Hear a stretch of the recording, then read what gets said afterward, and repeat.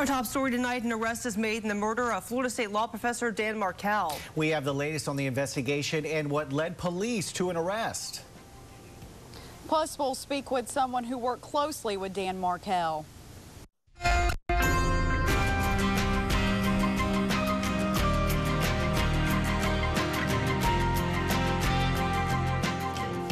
Sigfredo Garcia has been arrested and charged with Dan Markel's murder. On July 18, 2014, authorities found the FSU law professor shot in the head at his home in Tallahassee. Markel died at the hospital. Police have set up a special hotline hoping for answers to solve the mystery behind Markel's murder. Police now one step closer to solving the case. Good evening, I'm Paulo Salazar. And I'm Abby Maurer. Dan Markel spent years teaching at FSU's College of Law, which is where WTXL ABC 27's Jade Alexa joins us now live. Jade, how is the FSU law community reacting to this news? Well, this arrest is bringing up memories of Dan Markel and his impact on the community. Now, in the past 2 years, there's been many memorials set up in his honor, and recently there was one at Harvard where Markel graduated. Here at the FSU College of Law, the dean spoke to us. He says it's a big relief the FBI and Tallahassee police were able to bring the case to this point. He was an outstanding professor, young, dynamic, very, very much a vivacious intellectual, both within our legal community and in the national legal community.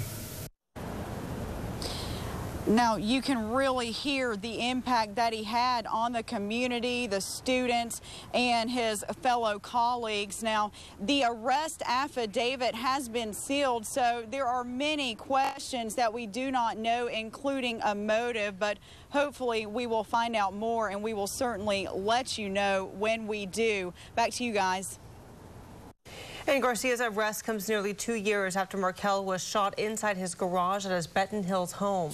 Since his July 2014 murder, police have provided details and surveillance images, hoping to find answers. But what led them to Sigfredo Garcia? Tallahassee police are not yet saying if any specific tip led to Garcia's arrest. Tallahassee police are refusing to release more details behind Garcia's arrest, saying a judge has sealed the probable cause document in the case, believing a release of details may harm the ongoing investigation. Tallahassee Police Chief Michael DeLeo is hoping the arrest will start the healing process for the Markel family. Losing a family member is a horror none of us should have to endure. Our hearts and prayers are with the Markel family as they continue to grieve for their loss. My only hope is that today's information will offer some solace to the family and in some ways help them to heal. DeLeo says assistance from the FBI was essential in the investigation of the murder case. As of this newscast, Garcia is still in the Broward County Jail awaiting transfer to Leon County. We're also learning this is not Garcia's first time in handcuffs. The 34-year-old has a criminal record dating back to 1997. The Florida Department of Law Enforcement says that he was arrested in 1999 for assaulting an officer in Miami Beach. In 2003, he was arrested for aggravated assault. He's also been in custody several times for burglary and robbery charges, as well as a handful of drug charges. For more details on this story, go to our website, WTXL.tv. We have the entire press conference from this morning, as well as a timeline of events from the murder investigation. See Garcia's entire criminal history and watch unaired interviews from friends of Dan Markel. Again, that's all on our website, WTXL.tv. Now to a developing story out of Thomas County. The Thomas County Sheriff's Office is responding to a fatal crash on Highway 19. They're telling us one person is dead and 2 cars were involved. Also, the northbound lanes of Highway 19 in Thomas County north of Ocklawaha are closed and will remain closed as crews clear the scene. We'll continue to follow updates on the crash for you both on air and online at WTXL.tv. A Lincoln High School student is arrested for posting a bomb threat against the campus on the social media app Snapchat. Deputies tell us that the 15-year-old made the post around 9:30 this morning, saying a bomb would go off within 12 hours.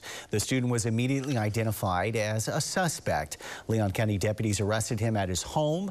An investigation on campus showed there were no actual devices and the bomb threat was a hoax and meant to be an end-of-year prank. Well, trying to find a job out of college that also relates to your degree can be challenging.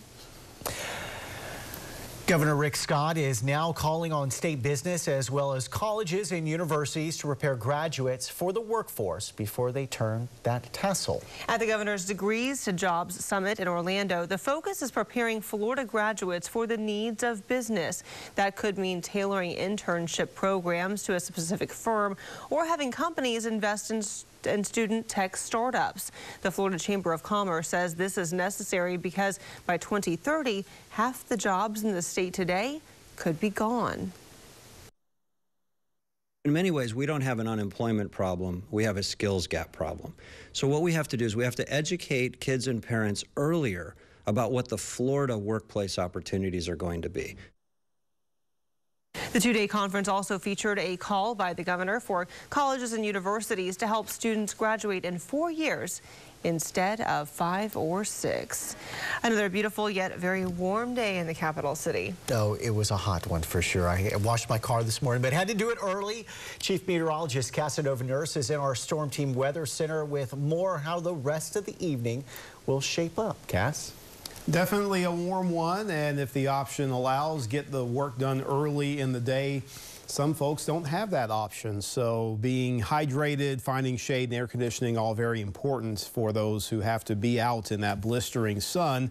And we are not even near the beginning of summer quite yet, at least the official beginning of summer is still a couple weeks away. 92 is where we ended up today. The morning low was 67, so there was not much relief in the mornings, but quite honestly, these are near average, just a little bit above, so we're not facing extreme heat right now.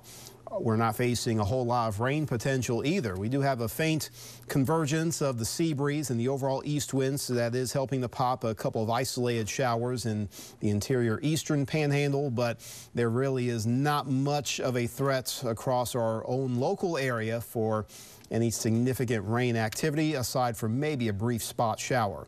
Other areas sharing in the 90s like Bainbridge, for example, at this current time. 86, however, in Thomasville, 88 in Perry. Some sea breeze intrusion helping to cool down some coastal zones, but not a whole lot of an effect at this time. So even the Swanee Valley facing some pretty decent heat, but not a whole lot of rain opportunities. Valdosta scattered cloudiness, with temperatures holding on to the 80s through the early evening. Some clearing is very likely as we go later into tonight. We'll give you some insights into Friday and the Memorial Day weekend ahead in your Storm Team forecast. Thanks, Cass. Still here ahead on your news at 6. Could change be coming to ease those long airport security lines? We'll show you what government officials are considering. Plus, the Florida State softball team is gearing up for regional play. How the Noles plan to be victorious ahead in sports.